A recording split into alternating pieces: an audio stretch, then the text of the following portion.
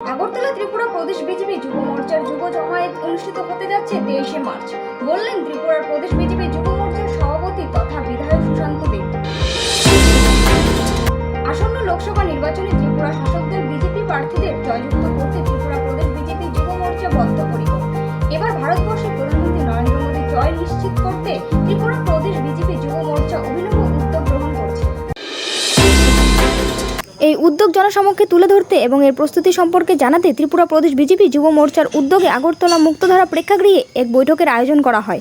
এই বৈঠকের পৌরোহিত্য করেন ত্রিপুরা প্রদেশ বিজেপি যুব মোর্চার সভাপতি তথা বিধায়ক সুশান্ত দেব। তাছাড়া উপস্থিত ছিলেন ত্রিপুরা প্রদেশ বিজেপি সম্পাদক অমিত রক্ষিত, বিধায়ক শম্ভুলাল চকমা সহ অন্যান্যরা। প্রদীপ প্রজ্বলন এবং ভারত মাতার প্রতিকৃতিতে পুষ্পার্ঘ্য অর্পণের মধ্য দিয়ে এই বৈঠকের সূচনা হয়।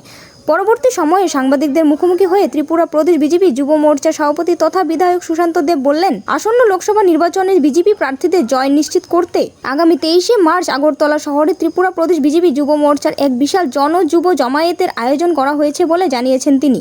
Bureau report, XTV Bangla.